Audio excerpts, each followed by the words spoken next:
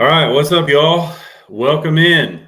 It is a solo show tonight, so I'll be your host. Hammer, boss man, is across the pond doing some business in London, of all places. So he's gone international on us, and we're here just picking up the slack back stateside while he is out doing his thing. So he ought to be back next week, I think, but we'll see.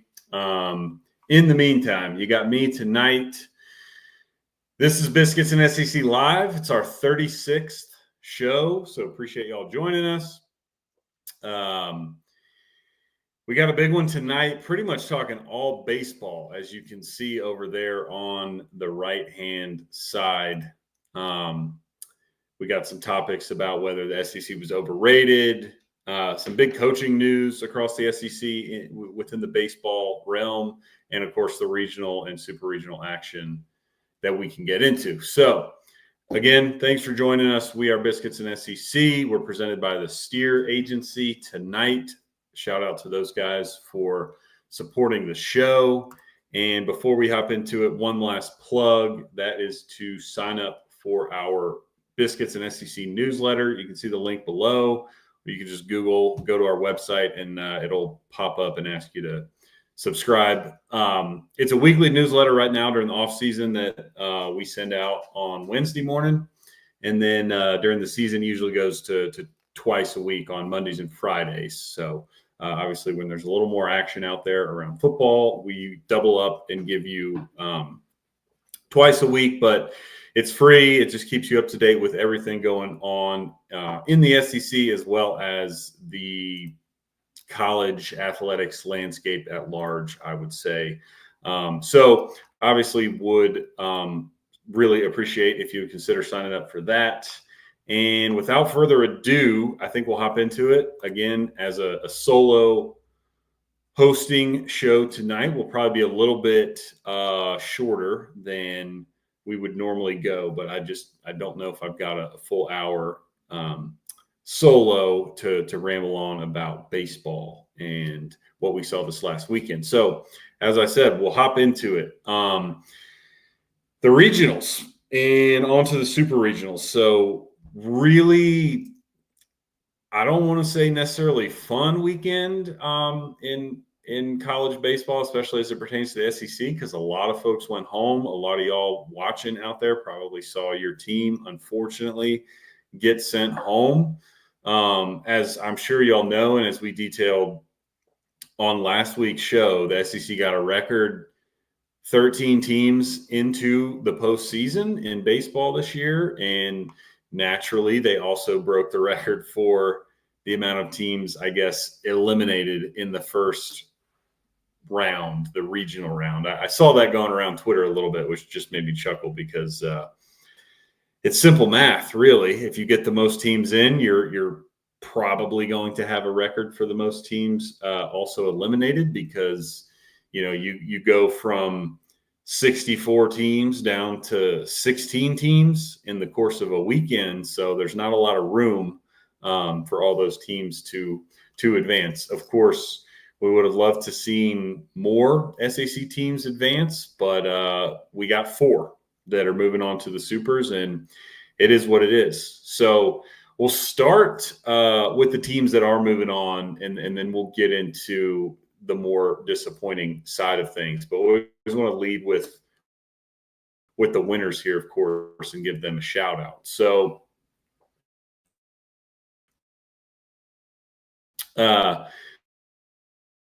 Auburn had a game regional. Really, they went 3-0, didn't have a ton of trouble, and took care of business. So shout out to the Auburn Tigers. They've been pretty dang hot to close the season. They are the 4th national seed, so very highly thought of by the selection committee as well. And they took care of business, didn't lose a game, went 3-0, and will now be hosting a super regional with Coastal Carolina coming to town this weekend. So that ought to be a fun one. Coastal Carolina is a great squad. Man, somebody hit me in the chat. Correct me if I'm wrong, but Coastal Carolina, I believe, has won a national title within the last we'll call it 15 years. I think that's the case. But if they haven't, great program down in Conway, Myrtle Beach area. They won their regional. They're the 13 seed. So another top 16 seed hosted their own regional. So they'll be coming over this coming weekend for a big one. Arkansas also won their regional in Fayetteville and handled their business similar to Auburn, going 3-0, not losing a ball game. Arkansas is really good. They're the highest seed remaining, I guess you would say, as the 3 seed with number 1 and number 2 going down last weekend, which we'll get to in a second. But yeah, Arkansas, really, really good team, has been number 1 quite a bit this year, gone in and out of that position, as have a lot of other SEC schools like Texas or LSU. Maybe even Tennessee got some time up there. A&M started the season. So anyway, Arkansas is a force to be reckoned with. And they actually, this really stinks the way the bracket's set up because, we've got 4 SEC teams left, and unfortunately 2 of them are squaring off in the Supers, which just means you have one less opportunity for an SEC school to get to Omaha, but also for me, or probably for y'all out there, like I've already seen, Tennessee and Arkansas play this year, right? It would have been a lot more fun, in my opinion, to have a Big 12 or ACC or Big 10 or, random G5 team go to Fayetteville and play that super regional series, as opposed to Tennessee, who, correct me if I'm wrong here, I think has already been to Fayetteville for a 3-game series this season. So that's a little bit unfortunate. Not only that we're seeing a matchup we've seen before, but also that one of our, SEC schools will be we'll have some friendly fire in the Supers, and one of those schools is going to go down. Obviously, as I just said, Tennessee is playing Arkansas in the Super Regional in Fayetteville, so of course they advanced. They're the 14th overall seed, so they too were hosting a regional. They had a little bit more trouble. They got forced into an elimination game, started the weekend 2-0, and then Wake Forest took them down on Sunday afternoon. I think it was 7-6 in a really close game, and forced a winner take all, which Tennessee ultimately won, I think 11-5. So that winner-take-all game wasn't particularly close, and the Vols, handled their business. And then lastly, we have LSU, the number 6 LSU Tigers, also moving on to the Supers and will be hosting their Super Regional. So LSU, similar to Tennessee, was forced into a winner-take-all elimination game after winning, I think it was winning their first 2. Arkansas Little Rock, surprisingly, beat LSU Sunday afternoon to force another game in that elimination game, in which LSU, again, ultimately won, took care of business in that second one. So, and I think that second game, they won 10-6, so it wasn't particularly close. But certainly, anytime you're faced with a winner-take-all elimination game, it's a scary place to be. But LSU moves on, and they will be hosting West Virginia in the Supers this weekend. So West Virginia came out of the Clemson Regional, and I think they're the 2 seed out of that regional. So a good squad out of the Big 12. They actually, and we can, we'll get into this, I guess, in a minute, but I might as well bring it up now because they beat Kentucky twice this weekend. So Kentucky was also in that Clemson Regional, and Kentucky was the 3 seed there, and lost to West Virginia twice by 1 run. So really, Kentucky played quite well. They lost the opener 4-3 to the Mountaineers, and then won their next 2 games, one versus South Carolina Upstate, and then they actually beat Clemson, who was hosting the dang regional, 16-4. And then so Kentucky got back into I guess not even the winners bracket, but they were one of the last 2 teams standing out of there. But then that first elimination game on Sunday, they lost another one-run game to West Virginia. This one, the second one was 13-12. So tough regional for Kentucky, losing 2 games by combined 2 runs to the ultimate winner of the regional. So we'll see how West Virginia does in the supers at LSU, but I do think that's a good squad. So hopefully LSU is ready to play. But that was kind of the Kentucky really was like the last SEC team that made the field, being one of 2 3 seeds. So if we're going to talk losers, we better go back to the top, and we can talk about Vanderbilt and Texas and Georgia and Ole Miss and a bunch of schools that really disappointed this weekend. So obviously, first and foremost, Vandy. I mean, the Vandy boys were hot to close the season, win the SEC tournament, are the number 1 overall seed, and obviously hosting their regional. And they didn't even make it to the regional final. First time ever, I believe, that the number 1 overall seed didn't even make it into the final pairing of their regional. So Vanderbilt won their opener against Wright State, and then in game 2 they lost to Louisville, and then went down into the losers bracket, and stinking Wright State beat them, sending them home. So I don't even know what to say about all that. I mean, that's just brutal. You have that's baseball for you, though, right? I mean, we say it every year, not only in college baseball but also the MLB. But it's such a streaky game, and it's just about being hot. And when you have, in Vanderbilt's case, a 3-game sample size, because you go 1 and 2 and it's double elimination and you're gone, then yeah, man, you could come out there and just lay a couple eggs, which I think they did, and they didn't play their best baseball, and now they're done. So that was really disappointing. I know it's disappointing for Corbin, that staff, and that fan base, because the number 1 overall seed, you're thinking, man, we're going to Omaha. I mean, at a minimum, you're thinking we're hosting a super because we're going to win our regional, and we're going to have another 3 games at home to cheer our boys on. And then they kind of just go out there and lay an egg and don't even make it to the final pairing on Sunday. So tough weekend for Vanderbilt.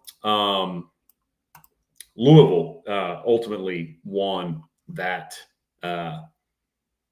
regional out in Nashville. Texas, another massive disappointment. The Longhorns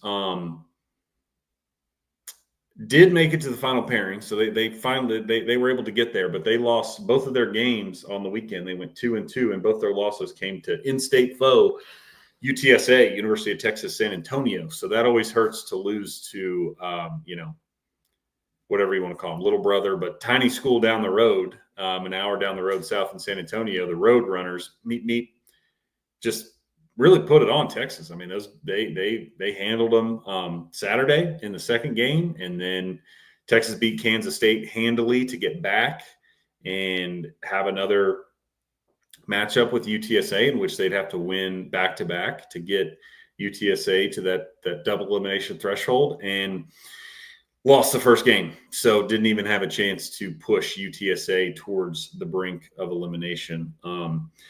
Again, super disappointing. I think we talked about it on this show. So, those of y'all that have been watching know our opinion on it. And if you're a Texas fan, you probably were seeing the same thing. I'm not breaking any, news here, but Texas, despite winning the regular season of the SEC, I think I even said a week or 2 ago, like, if there's one of the top teams in the SEC that I'm going to bet against making it to Omaha, it will be Texas, because they lost their Friday night starter. I forget the fellow's name, but he got hurt late in the season.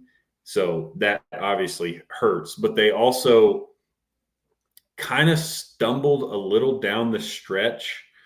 And if you go back and look at their, the course of their season, they won a ton of games early, a lot of which were close games, and they didn't have a ton of tough SEC road trips. And then towards the end of the season, they started going on those tough SEC road trips. A good example would be Arkansas, who swept them. And, they kind of came back down to earth a little bit, but because of how hot they started the year,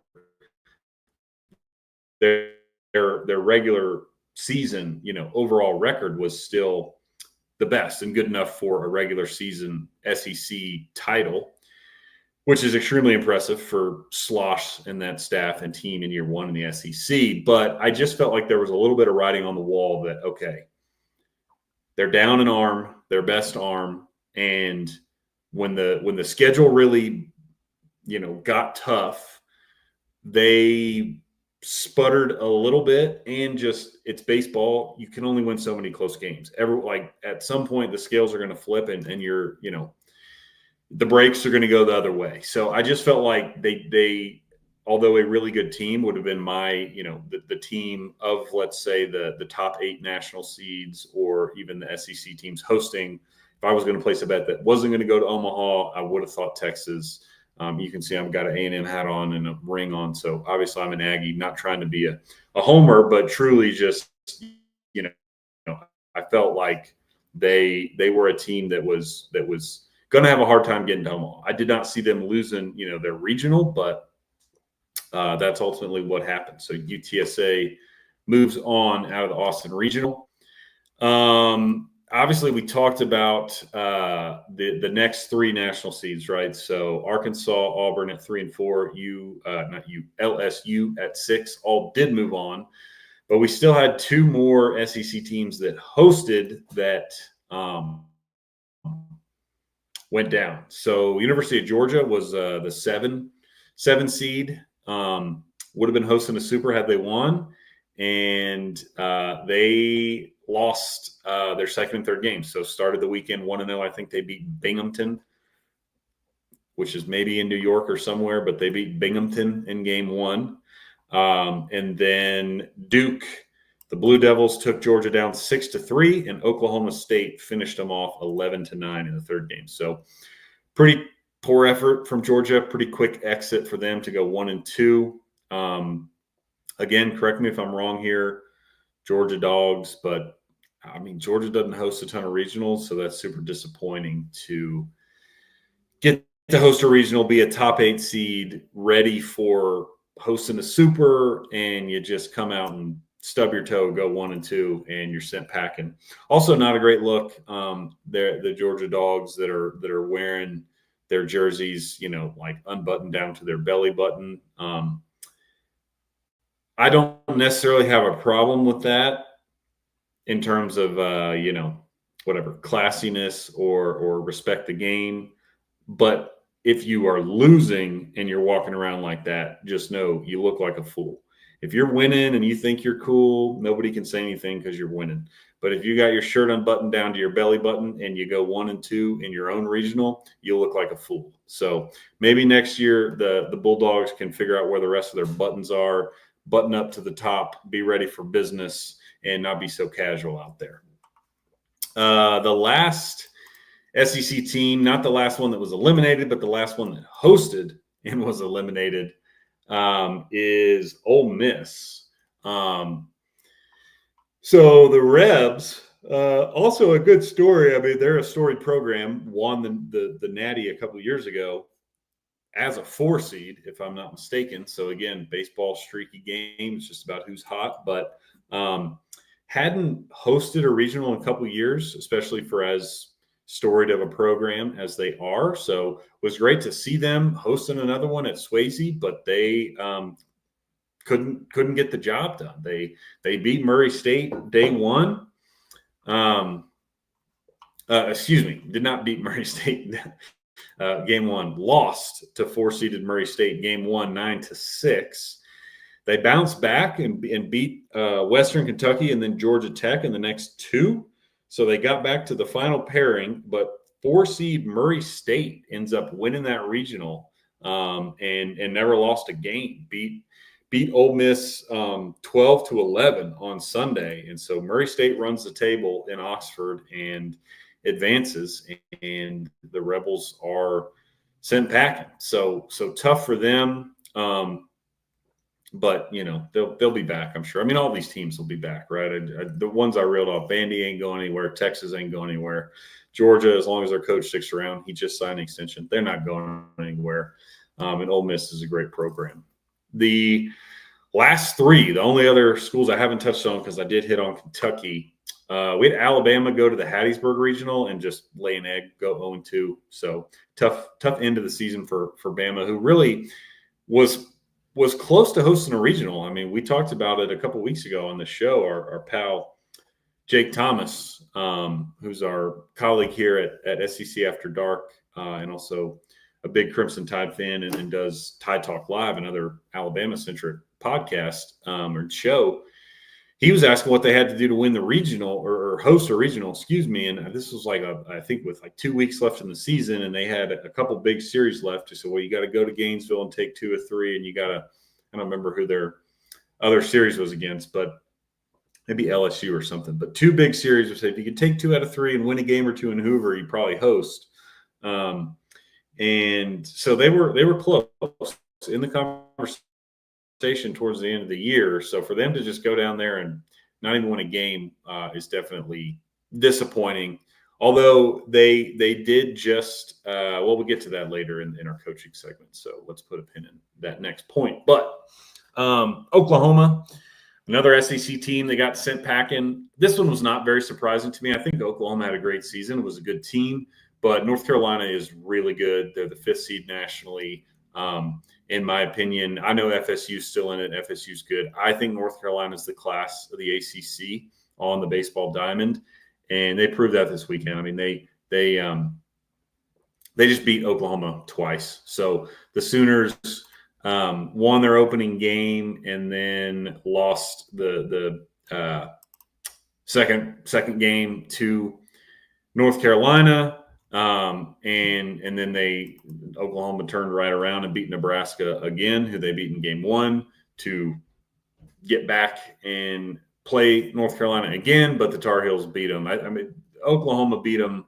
North Carolina beat them 11-5 on Saturday, and then 14-4 on Monday. So it was really just never that competitive with North Carolina. They were the class of that regional, the Chapel Hill Regional, and they're moving on. So no surprise there. Again, like I said, that was a tall task to go to the Chapel Hill Regional and take out North Carolina. So, and then lastly, Mississippi State, who also made a lot of waves off the field this past week with their coaching hire, basically did the same thing that Oklahoma did. They went to the Tallahassee Regional and they beat Northeastern.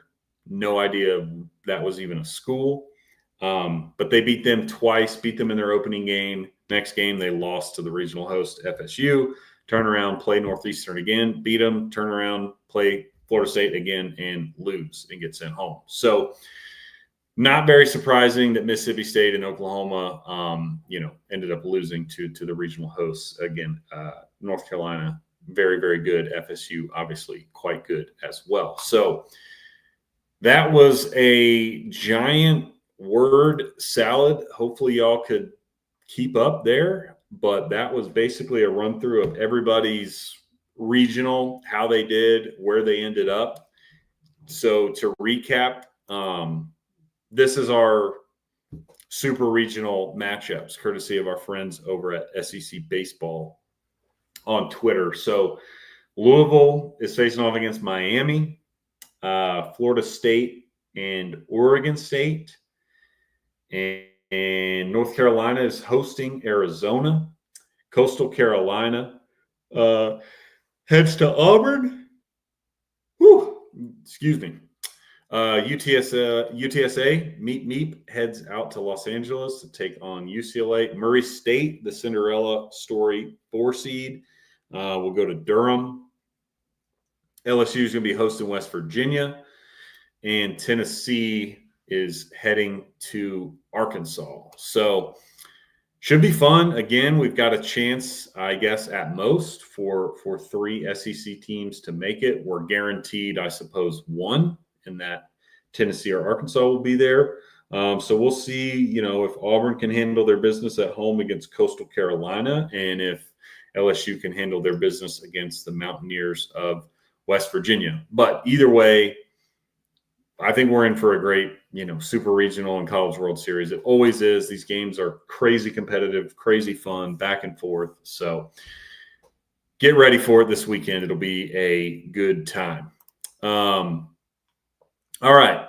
So that's enough about the regional, what the action we saw. The Supers, I'm excited about this weekend, but I don't think we need a long breakdown on who I think is going to win or what's going to happen, because honestly, my predictions on the baseball diamond would mean absolutely nothing. So just root on your teams hard, enjoy the baseball postseason, because we don't have a whole lot going on right now in terms of sports, unless you're an NBA fan, which I'm not really. So enjoy the college baseball postseason.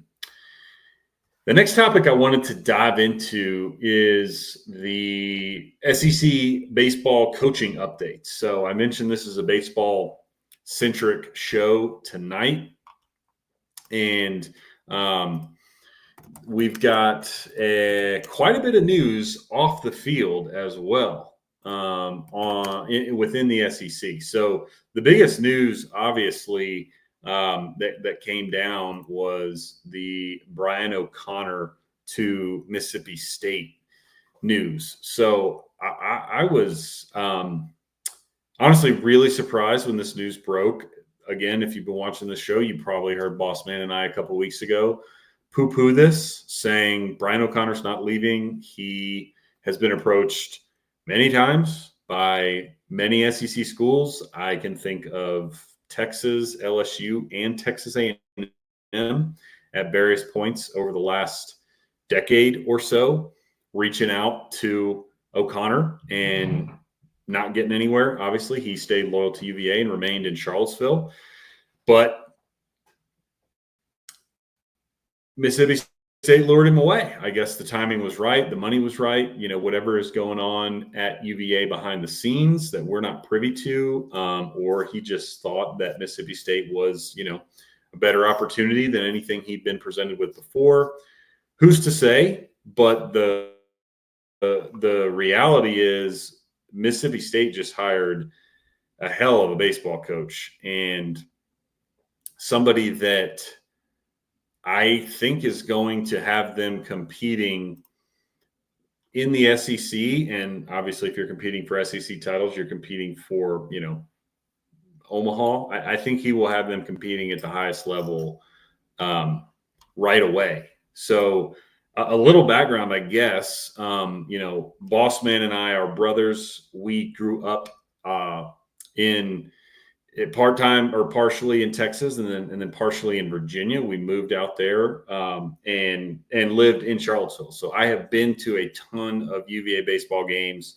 Brian O'Connor was hired when I was living out there, when I was a kid. And so very familiar with him. He's a awesome dude from what I know, or, from what we saw.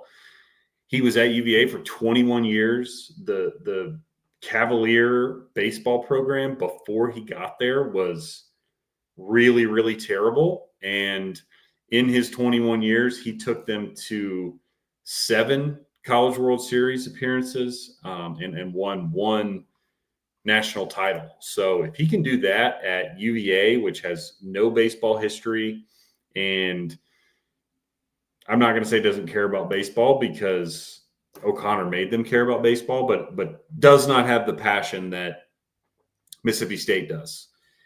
If he could do that at UVA, I think it's going to be fascinating to see what he can do at Mississippi State. And again, I would expect them to be immediately back in the upper echelon of the SEC with a very good chance of going to Omaha year in, year out, because he is that level of a coach. So kudos to Mississippi State for getting that done. I know it wasn't easy, and again, maybe the timing was just right. I don't know what's going on at UVA behind the scenes, but I will just point out this is the second long-time tenured coach to leave UVA recently, with Tony Bennett retiring from the basketball program. like a couple weeks before the season last year. So I don't know what's going on, but something seems like it is going on there. And they've got, some great head coaches who'd been there a long time, kind of up and leaving in short order of one another. So tough for UVA to swallow losing a guy like that, but incredible hire for Mississippi State. And next on the coaching news update, thanks for commenting this here, Rick, because I was going to bring this up. Yeah, the Alabama head coach Rob Vaughn signed a contract extension after his second season at Alabama. This is per I think that's the Alabama Collective. Yeah, Alabama. But he was in his second year or just finished his second year, as I was talking about during the unfortunate 0-2 performance out of Bama in their not their regional, but the regional they played in Hattiesburg, because they had a really good season. So I think this is a well-deserved extension for Vaughn. Bama, until he's had two very good seasons there. He's had back-to-back postseason appearances. And this one, again, they were at least in the conversation to host a regional up until the very end of the season. So they had a great season in Tuscaloosa. Rob Vaughn seems like an up-and-coming star, honestly, in college baseball. I think he's 37 years old. Again, he'll be going into his third year at Bama. He's made the postseason every year with them. Not something that Alabama is necessarily known for. They're I would say a decent baseball program, but not somebody that you associate with consistent postseason berths or Omaha runs. Obviously, he's yet to go to Omaha or even a super, I think, with Bama, but still seems to be making progress, has the program on a great trajectory. And even before he was at Alabama, he was coaching at Maryland, another, kind of blah baseball program. And he was there 6 years as the head coach and took them to 3 consecutive postseason appearances at the tail end there. So I guess time will tell where he ends up and what his, postseason resume will look like over time. But again, I think he is a very good coach. I think he's a rising star, and I think the postseason success will come as they continue to get, cracks at the bat.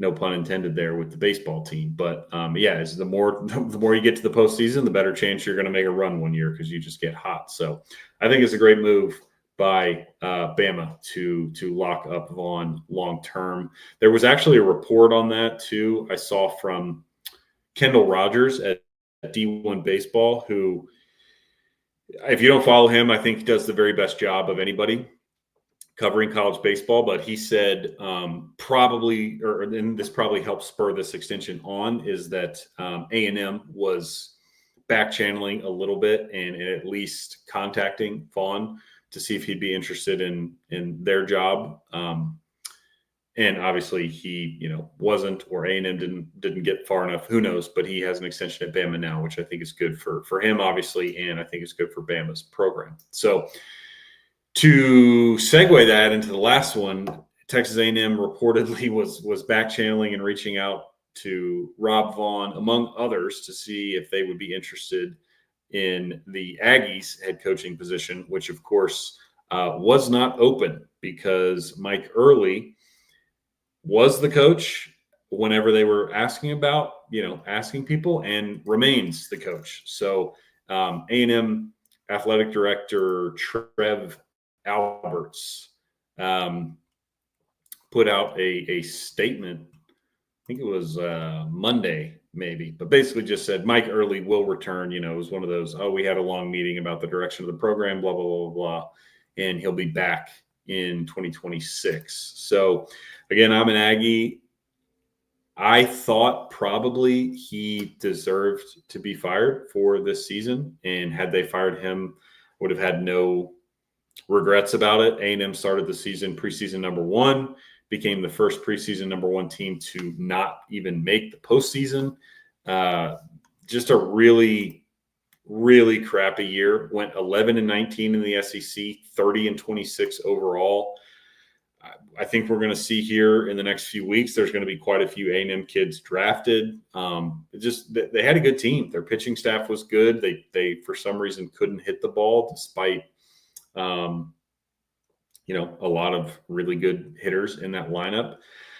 In Early's defense, they did battle some injuries. A couple of key players, Hayden Schott, Caden Sorrell, missed significant time. Gavin Grahovac, another one, was a freshman All-American a year ago, missed, I think, the entire season except for like 2 games. So they had some injury issues, but I wouldn't have had a problem with them firing him because even with the injuries, I think that he had the roster to at least, make a dang postseason appearance, even as a 2, 3, or 4 seed if they weren't good enough to host, and couldn't even do that. But the only thing I'll say on that is Early himself personally seems like a great guy. Everything I've seen from him, I like. So I want him to do well, not just because he coaches the team I root for, but also because he seems like a genuinely good dude. And evidence of that is how much the team supports him. Last year after the whole Schlossnagle fiasco, I think one of the big reasons Early even got the job is because he had advocates on the team like Jace Laviolette, Gavin Grahovac, Caden Sorrell. All of A&M's premier players stuck their necks out for Early and really wanted him to get the job, and he did. Unfortunately, the season did not go well. But even at the end of the year, you had a guy like Jace Laviolette breaking his hand in the SEC tournament, getting surgery, and playing the very next day. And in the postseason press conference or post-game press conference after A&M lost to LSU, he was asked about his decision to play. Obviously, he's going to be probably a first-round pick in the MLB draft here in a couple of weeks. And he just said, it was an easy decision. I wanted to play for, my team, my university, and Coach Early. I love Coach Early. I'd run through a brick wall for him, et cetera. So it really doesn't mean anything if you can't win ball games. But again, he seems like a good guy. The players love him. So if you want to give him more than 1 year, I guess I can buy into that too, and I'll be rooting for him. But I will say I was surprised to see Early not be dismissed, given the expectation level at A&M and how far below they fell, and how little experience he has. Right? It's not like we're talking about some guy who's got skins on the wall behind him that had a really bad first year. Early. Nobody else was going to hire Mike Early last year. Let's put it that way. He was a hitting coach for A&M before the Aggies hired him to be their head coach. So with that little experience and that poor of a season, I was surprised that he's retained, but he is. So hopefully it works out for him and the Aggies long term.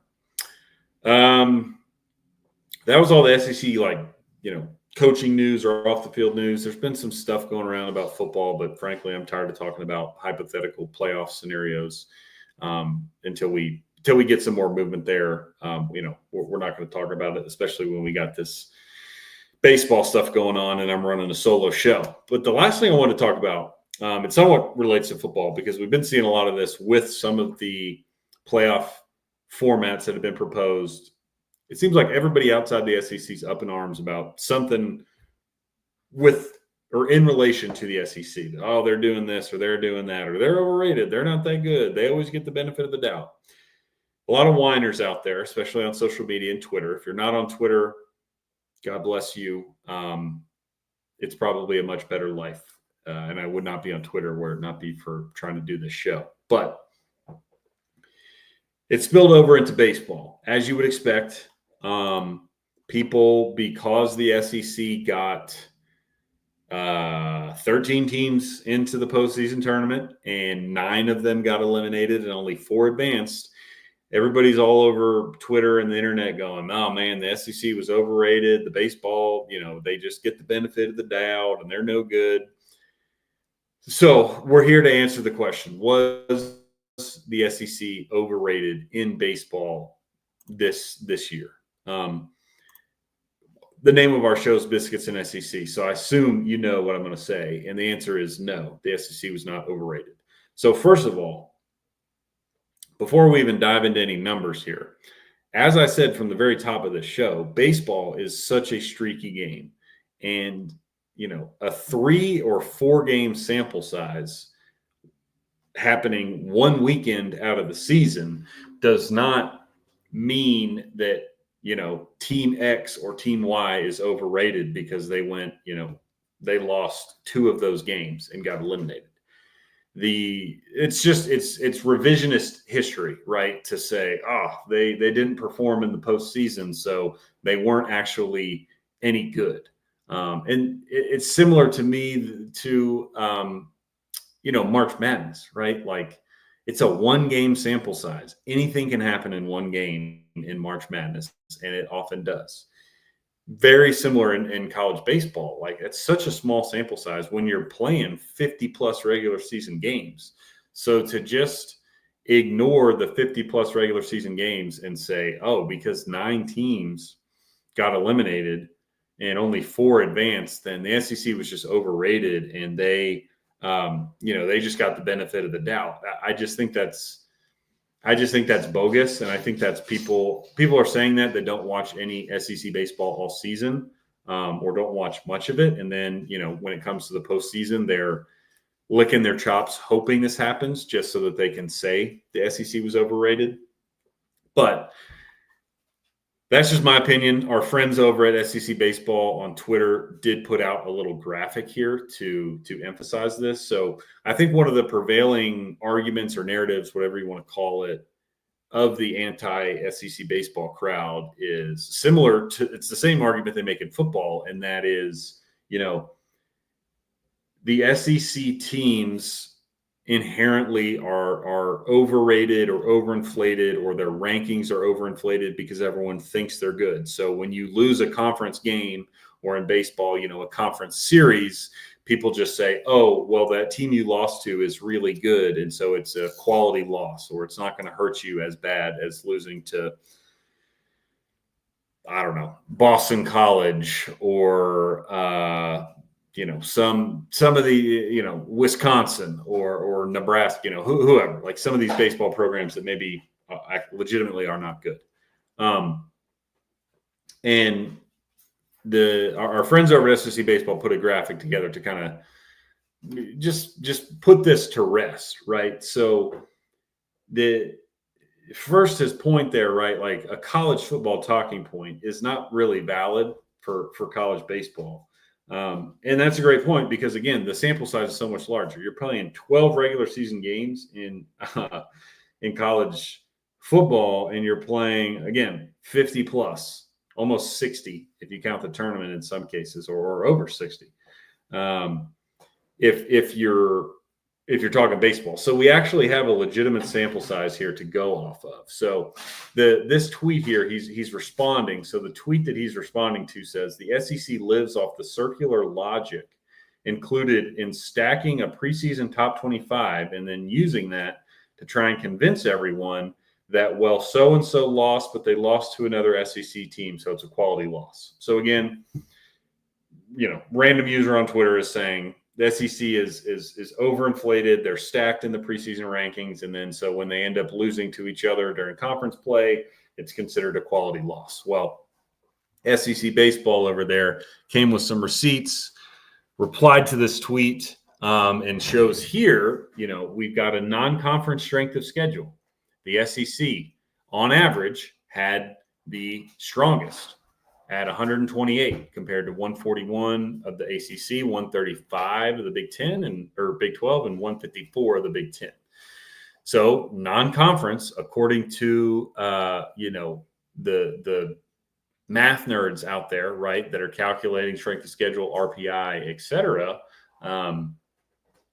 the SEC led the way. They also led the way in their non-conference, opponent RPI by a very healthy margin, almost twice as high as anybody else, with an average of 34.8 compared to 60.2 for the ACC, 64.2 for the Big 12, and 106 for the Big 10.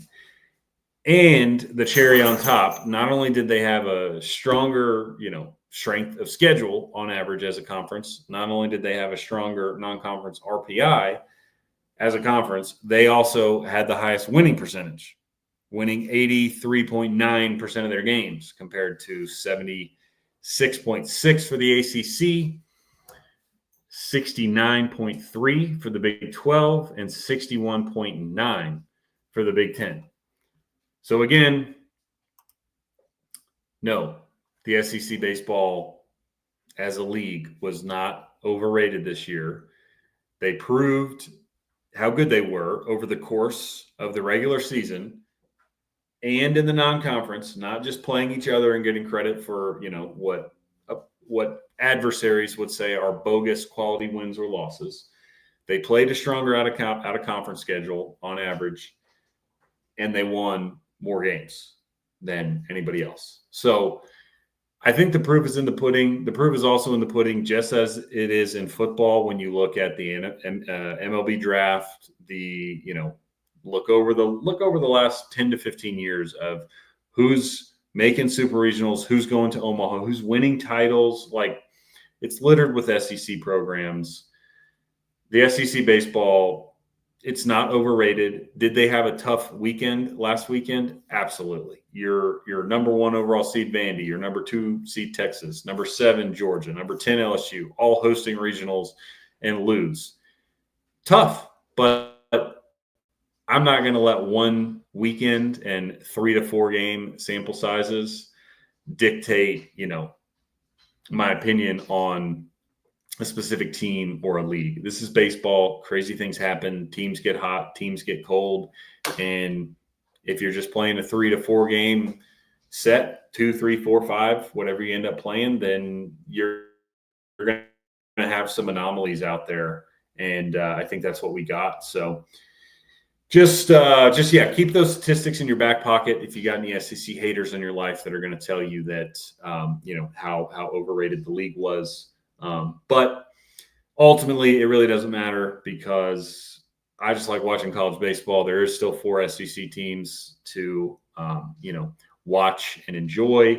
And even if only one makes it to Omaha and, let's say Auburn loses and LSU loses and your only representative is either Tennessee or Arkansas, I'm still going to watch the College World Series because it's going to be great and it's going to be competitive and it's going to be fun. And I really don't care if people are trying to dunk on the SEC for how many teams they have in Omaha because those people can get a life. So that's my opinion on it.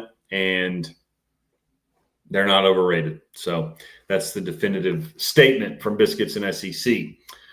Before we close out here, again, I do want to shout out the Steer Agency. So appreciate them sponsoring the show. Football is all about strategy, just like winning in business, whether you're dialing up the perfect play on Saturdays or looking to dominate in public affairs, PR, or digital marketing. You need a team that delivers results. They craft winning strategies that get you seen, heard, and ahead of the competition. That is where the Steer Agency comes in. Don't just play the game, control it. Visit thesteeragency.com.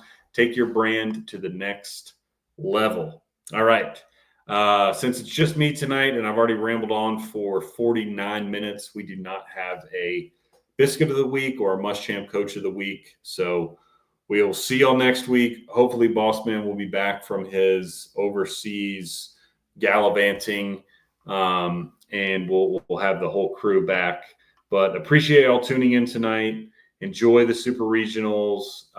Again, please consider subscribing to the newsletter, to our YouTube channel, or hit us up on social media at Biscuits and SEC, Twitter, Instagram, wherever. Give us a follow. We'd appreciate it.